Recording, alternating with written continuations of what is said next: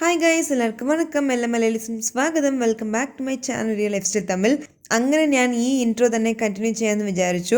ഞാൻ നേരത്തെ ചോദിച്ചിട്ടുണ്ടായിരുന്നല്ലോ, ആ വീഡിയോയുടെ താഴെ ഒരാൾ കമൻറ്റ് ചെയ്തിട്ടുണ്ടായിരുന്നു നൈസ് ഇൻട്രോ ആണെന്ന്. അതുകൊണ്ട് ഞാൻ ഇൻട്രോ മാറ്റുന്നില്ല. പിന്നെ വ്യൂസൊക്കെ കുറവാണ്, എല്ലാവരും കണ്ട് സപ്പോർട്ട് ചെയ്യണേ. ഓക്കെ, അപ്പോൾ നമുക്ക് ഈ വീഡിയോനകത്ത് കയറാം. ആദ്യം നമ്മൾ ഇച്ചിരി കൊഞ്ചിച്ചുകൊണ്ടിരിക്കുമായിരുന്നു, കഴിഞ്ഞു. ഇനി കൊഞ്ചിക്കുന്നില്ല കേട്ടോ. നമ്മൾ ഈ വീഡിയോയിൽ കാണാൻ പോകുന്നത് എന്താണെന്ന് ചോദിച്ചാൽ, പിന്നെയും ലുലു ആണെന്ന് വിചാരിക്കേണ്ട. ലുലുയുടെ പോർഷൻ കുറച്ചേ ഉള്ളൂ. അന്ന് ഫുഡ് കുറച്ചിട്ട് നമുക്ക് ഷോപ്പിങ്ങിനെ കുറിച്ച് കൂടുതൽ കാണാൻ പോകുന്നു. പിന്നെ എൻ്റെ പേരൻസ് തമിഴ്നാട്ടിലിരുന്ന് കേരളത്തിൽ വന്നപ്പോൾ ഇവിടെ കുറേ കാര്യങ്ങൾ കണ്ടിട്ട് നെട്ടിപ്പോയി. അവർക്ക് ഡിഫറെൻ്റ് ആയിട്ട് തോന്നി. അതൊക്കെ എന്താണെന്ന് കാണിക്കാൻ പോകുന്നത്. അപ്പോൾ നമുക്ക് വീഡിയോനകത്ത് കയറാം. ആദ്യം കാണിച്ചില്ലേ, മഴ സമയത്ത് എന്ത് രസമുണ്ടായിരുന്നു റോഡ്. ഈ കഴക്കൂട്ടം മുഴുവൻ ഈ ലുലുവിലോട്ട് കയറുന്ന ആ റോഡ് ഫുള്ള് ബ്ലോക്കായിരിക്കും ഈ സാറ്റർഡേ സൺഡേ സമയങ്ങളിൽ. അത് ഇച്ചിരി ബുദ്ധിമുട്ടാണ്. പക്ഷെ നമ്മൾ സ്ഥിരം ലുലുവിലോട്ട് പോകുന്നതുകൊണ്ട് നമ്മൾ സഹിക്കും. പക്ഷെ നേരെ റോഡിൽ പോകുന്നവരാണ് ആക്ച്വലി കഷ്ടപ്പെടുന്നതെന്ന് തോന്നുന്നു. അപ്പോൾ അങ്ങനെ നമ്മൾ ലുലുവിനകത്ത് കയറി.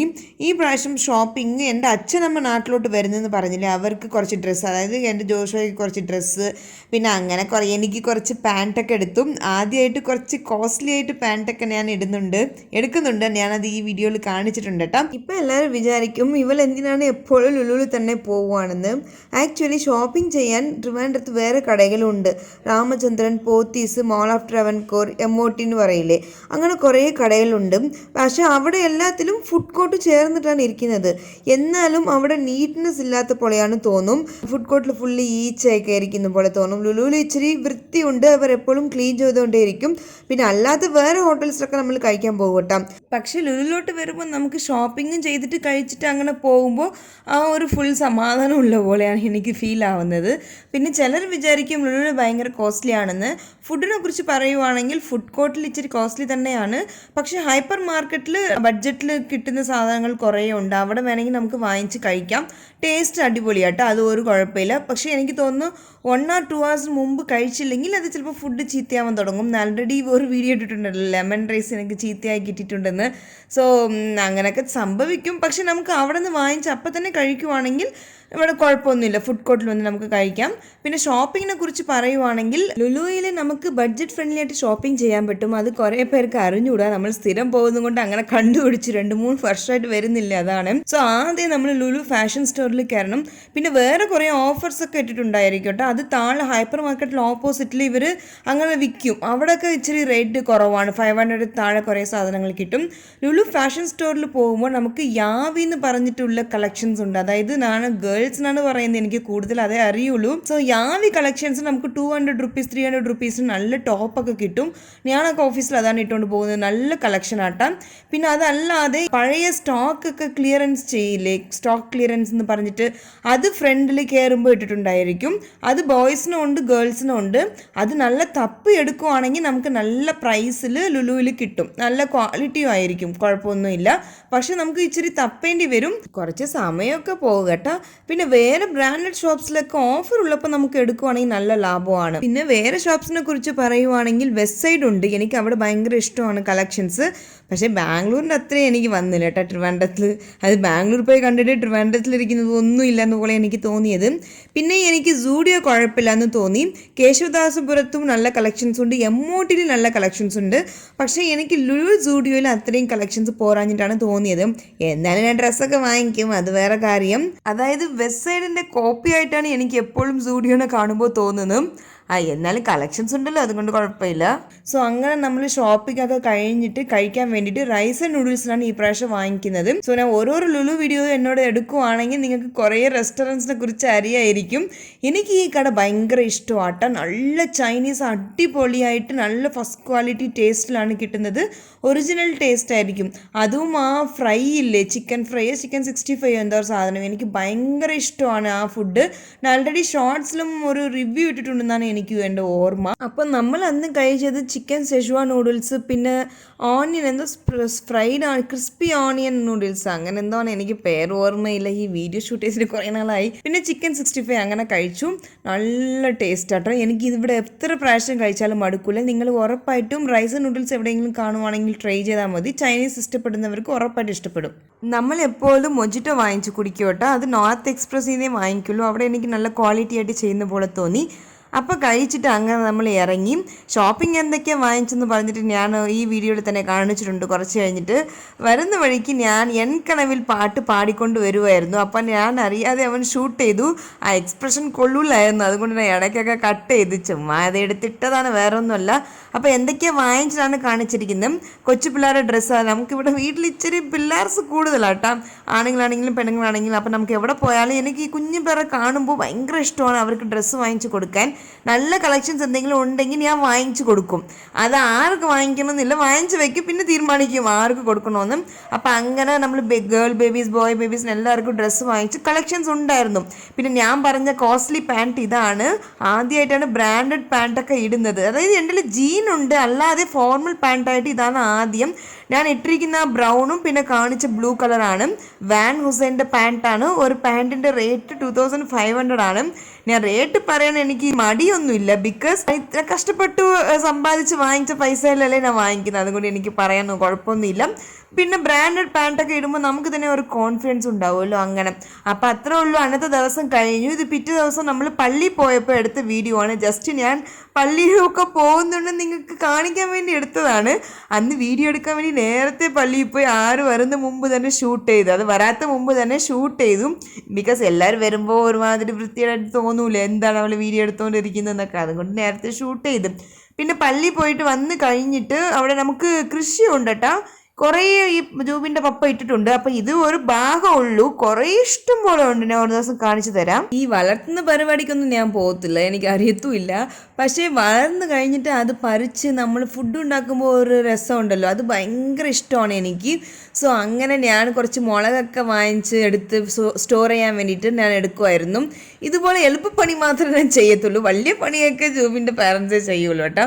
സോ അന്ന് നമ്മുടെ വീട്ടിൽ ഗസ്റ്റ് ഉണ്ടായിരുന്നു. എന്താണെന്ന് ചോദിച്ചാൽ ജൂബിൻ്റെ അനിയൻ്റെ ഭാര്യ പ്രഗ്നൻ്റ് ആയിരുന്നു.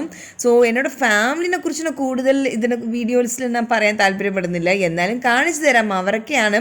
സോ അന്ന് നമുക്ക് ഫുഡ് എന്തൊക്കെ ഉണ്ടായിരുന്നു. ഉച്ചയ്ക്ക് നമ്മൾ ഇതൊക്കെയാണ് കഴിച്ചത്. ചിക്കൻ, കടലക്കറി, പിന്നെ ഈ അപ്പോൾ അതൊക്കെ ഉണ്ടായിരുന്നു, ഒരട്ടിയൊക്കെ. ഇവിടെ ഞാൻ ആദ്യമായിട്ട് വന്നപ്പോഴാണ് ഈ ഒരട്ടിയൊക്കെ കാണുന്നു. തമിഴ്നാട്ടിൽ ഇങ്ങനെ ഒന്നും ഇല്ല കേട്ടോ, ഈ മുസ്ലിംസ് ഉണ്ടാക്കുന്നതാണെന്ന് പറയുന്നുണ്ട് ട്രിവാൻഡ്രത്ത്. നിങ്ങൾക്ക് ആർക്കെങ്കിലും ഈ ഒരട്ടിനെ കുറിച്ച് അറിയുവാണെങ്കിൽ ഉറപ്പായിട്ട് കമൻറ്റ് ചെയ്യണം.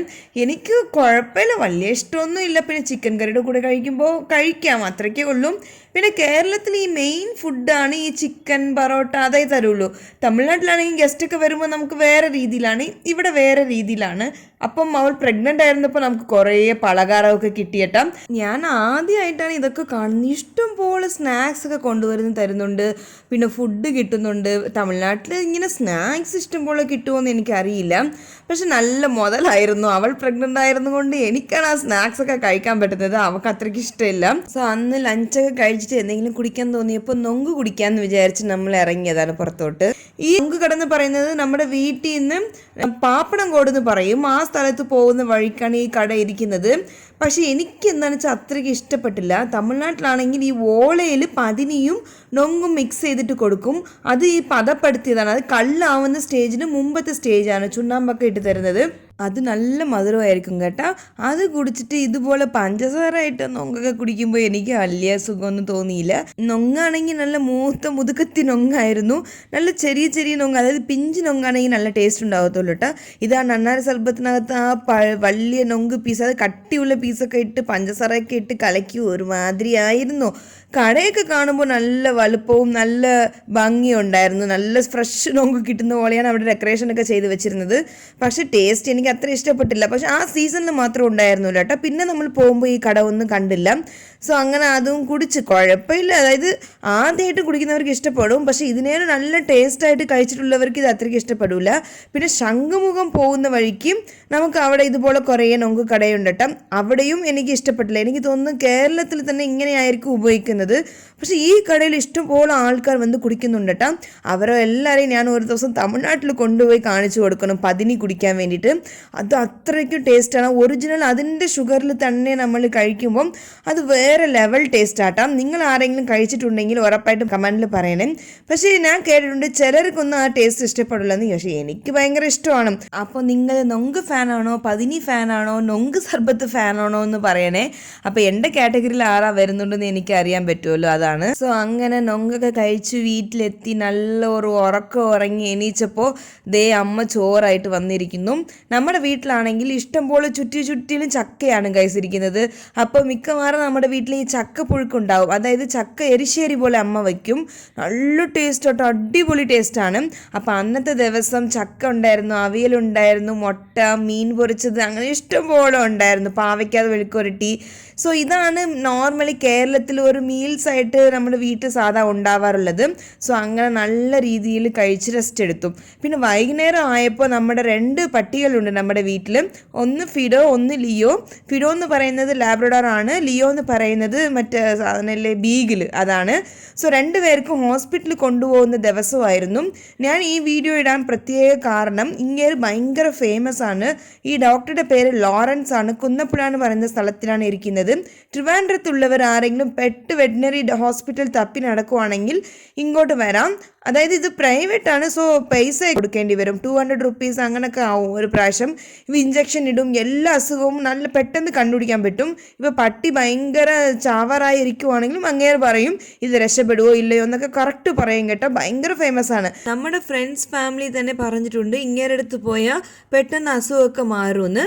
പട്ടികൾക്ക് മാത്രമല്ല, പൂച്ച, എല്ലാ ആനിമൽസ്ക്കും ഇങ്ങേര് ട്രീറ്റ് ചെയ്യും. ഇങ്ങനെ ഏതോ മിനിസ്റ്ററുടെ പെറ്റ് ഡോക്ടർ ആയിരുന്നു അങ്ങനെയൊക്കെ പറയാറുണ്ട്. അപ്പം നിങ്ങളും പട്ടിനൊക്കെ പൂച്ചയൊക്കെ ഉള്ളവർ പോയാൽ മതി. വെറ്റിനറി ഡോക്ടറാണ് ലോറൻസ്. അപ്പം ജസ്റ്റ് ഇൻഫർമേഷന് വേണ്ടി പറഞ്ഞതാണ്. അവിടെ പോകുമ്പോൾ നമുക്ക് ഇഷ്ടംപോലെ വേറെ കുറേ പട്ടികളും പൂച്ചയെല്ലാം കാണാൻ പറ്റും. എല്ലാം ബ്രാൻഡഡ് ആണ്, നല്ല രസമായിരിക്കും. കുറേ പേര് കൊണ്ടുവരട്ടെ. ട്രിവാൻഡ്രത്തിലുള്ള എല്ലാവരും അങ്ങോട്ട് വരുന്നത് ഞാൻ കണ്ടിട്ടുണ്ട്. സോ അങ്ങനെ നമ്മൾ പട്ടികളൊക്കെ കണ്ടിട്ട് നമ്മൾ തിരിച്ച് വീട്ടിലോട്ട് പോകുന്ന വഴിക്കാണ് ഈ ബസ് കണ്ടത്. ആരെങ്കിലും ഈ ബസ് ശ്രദ്ധിച്ചിട്ടുണ്ടോ എന്നൊന്ന് പറയണേ. ട്രിവാൻഡ്രത്തിൽ മാത്രമേ ഉള്ളൂ, എവിടെ സ്ഥലത്തും ഉണ്ടോ എന്ന് അറിഞ്ഞുകൂടാം. സിറ്റി റൈഡ് എന്ന് പറഞ്ഞിട്ടാണ് എഴുതിയിരിക്കുന്നത്. ഇത് എവിടെ തുടങ്ങുന്നു എവിടെ തീരുന്നു ഒരു ഐഡിയ എനിക്ക് പിടുത്തമില്ല. പക്ഷേ എനിക്ക് പോകണം ഭയങ്കര ആഗ്രഹമുണ്ട് കേട്ടോ. ഈ ടോപ്പിൽ കയറിയിട്ട് സിറ്റി വ്യൂ ഒക്കെ കണ്ട് ട്രാവൽ ചെയ്യാൻ നല്ല രസമാണല്ലോ. സോ അന്ന് ഭയങ്കര മഴയായിരുന്നു. അപ്പോൾ ഞാൻ വണ്ടിയിലാണ് പപ്പീനെ കൊണ്ടുപോയത്. അതുകൊണ്ട് ഞാൻ വണ്ടിയൊക്കെ പാർക്ക് ചെയ്ത് തിരിച്ച് വന്നപ്പോൾ ഞാൻ കിടന്ന് റെസ്റ്റ് എടുക്കുമായിരുന്നു. എനിക്ക് ഇച്ചിരി തലവേദന ഉണ്ടായിരുന്നു.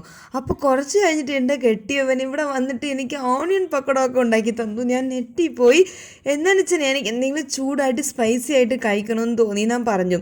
അന്നാണെങ്കിൽ രാത്രി എനിക്ക് തോന്നുന്നു 12 മണി എന്തോ ആയി. അപ്പോഴും അവൻ നൈസായിട്ട് ഞാൻ അറിയാതെ ഓണിയൻ പക്കോടനകത്ത് ഈ ചാട്ട് മസാല, സ്പൈസി ആയിട്ട് മസാല, പിന്നെ ലെമണൊക്കെ ഒഴിച്ച് അടിപൊളി ടേസ്റ്റ് ആയിരുന്നു. ഈ സാധാ ആൾക്കാർ പറയുമല്ലേ ആണുങ്ങൾ ഉണ്ടാക്കുമ്പോൾ പ്രത്യേക ടേസ്റ്റ് ആണെന്ന്. സത്യം തന്നെ കേട്ടോ. ജൂബിൻ ഉണ്ടാക്കിയാലും ജൂബിൻ്റെ പപ്പ എന്തെങ്കിലും ഫുഡ് ഉണ്ടാക്കിയാലും നല്ല ടേസ്റ്റ് ആയിരിക്കും. ജൂബിൻ എന്തെങ്കിലും കുറച്ചേ ഉണ്ടാക്കുള്ളൂ, പക്ഷെ ഉണ്ടാക്കുന്നത് നല്ല ടേസ്റ്റാണ്. എനിക്ക് ഭയങ്കര ഇഷ്ടമാണ്. സോ അങ്ങനെ നമ്മൾ ഓണിയൻ പക്കോടയിൽ ചാട്ട് മസാല ഒക്കെ ഇട്ട പക്കോട നമ്മൾ കഴിച്ചു. എനിക്ക് തോന്നുന്നു രാത്രി 1 മണി 2 മണി ആയിരുന്നു. ആ സമയത്താണ് എനിക്ക് വേണ്ടി ഉണ്ടാക്കി തന്നത്. സോ അങ്ങനെ നല്ലോണം കഴിച്ച് നമ്മൾ കിടന്നുറങ്ങി. പിറ്റേ ദിവസം എൻ്റെ പേരൻസ് വരുമായിരുന്നു. അത് നല്ല മഴ സമയത്തായിരുന്നു. എനിക്ക് തോന്നുന്നു 1 month ബാക്ക് എടുത്ത വീഡിയോസ് ആണെന്ന് തോന്നുന്നു ഇതൊക്കെ. സോ നമ്മൾ അവരെയും കൊണ്ട് തമിഴ്നാട്ടിലോട്ട് പോകുമായിരുന്നു. അതായത് അവർ ഊട്ടിയിൽ നിന്നാണല്ലോ അവർ വരുന്നത്. എൻ്റെ ഗ്രാൻഡ് പാരൻസ് ശങ്കരൻ കോയിലാണ് ഇപ്പോൾ ഇരിക്കുന്നത്. സോ അവരെ കാണാൻ വേണ്ടി പോകുമ്പോഴാണ് നമ്മൾ ഈ നൊങ്ക് കട കണ്ടത്. ഇത് തിരുവേങ്കടം കഴിഞ്ഞിട്ട് ഒരു കോളേജ് ഉണ്ടല്ലോ, അതിൻ്റെ അടുത്തായിട്ടാണ് വരുന്നത്. ഞാൻ നേരത്തെ ഒരു നൊങ്ക് കാണിച്ചിട്ടുണ്ടായിരുന്നല്ലോ. അതെന്ത് നൊങ്കാണ്, ഇതാണ് നൊങ്ക്. പതിനി നൊങ്കൊക്കെ മിക്സ് ചെയ്തിട്ട് നല്ല ടേസ്റ്റ് ആയിരുന്നു. അത് എൻ്റെ തങ്കക്കുട്ടി ഇങ്ങനെ പോസൊക്കെ ചെയ്യുന്നുണ്ട്. അത്രയും വലുതായല്ലേ. ഇവൻ്റെ 6 months തൊട്ടേ നമ്മുടെ യൂട്യൂബ് ചാനലുണ്ട്. ബിക്കോസ് അവൻ ജനിച്ചപ്പോഴേ നമ്മുടെ യൂട്യൂബ് തുടങ്ങി 4 years ബാക്ക്. ഇപ്പം നല്ല വലുതായല്ലേ, നല്ല ക്യൂട്ട് തന്നെയാണ് ഇപ്പോൾ എൻ്റെ തങ്കക്കുട്ടി. അപ്പോൾ തമിഴ്നാട്ടിൽ പോകുമ്പോൾ ആ എൻവിറോൺമെൻറ്റ് കണ്ട ആ മഴ സമയത്തായതും കൊണ്ടാണ് ഇത്രയും നല്ല രസം.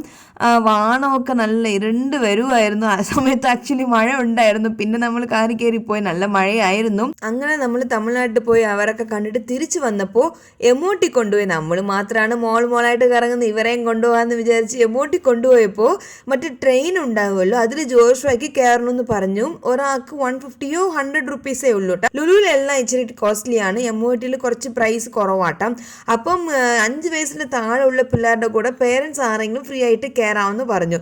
അപ്പോൾ എൻ്റെ അമ്മ ഉണ്ടല്ലോ ഞാൻ പോവാന്ന് പറഞ്ഞിട്ട് അങ്ങനെ കയറുമായിരുന്നു. ആക്ച്വലി എനിക്ക് അപ്പോഴാണ് മനസ്സിലായത് ഈ അമ്മമാർക്കൊക്കെ എല്ലാം എൻജോയ് ചെയ്യുന്നത് മനസ്സിൽ കാണും, പക്ഷെ പൈസ നഷ്ടപ്പെടുമെന്ന് വിചാരിച്ചിട്ടായിരിക്കും അതൊന്നും അവർ കാണാത്തത് പോവാത്തതായിരിക്കും. ഫ്രീ എന്ന് പറഞ്ഞാൽ മാത്രം തോന്നി ഈ അമ്മമാരൊക്കെ എല്ലാം എൻജോയ് ചെയ്യാൻ തുടങ്ങുന്നത്. അങ്ങനെ അതൊക്കെ കഴിഞ്ഞിട്ട് നമ്മൾ വേലി ബീച്ചിൽ പോയി. അവിടെ ഇതുപോലെ റൈഡ്സ് ഒക്കെ കൊണ്ടിട്ട് എയറോപ്ലെയിൻ അതുപോലത്തെ 30 രൂപയേ ഉള്ളൂ, 5-10 മിനിറ്റ് ചെയ്യുന്നുണ്ട്.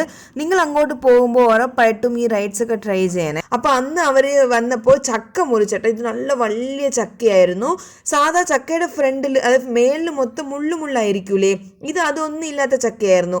ആ സെയിം മരത്തിൽ തന്നെ മുള്ളുള്ള ചക്കയുണ്ട്. ഇതാണ് ആ മരം.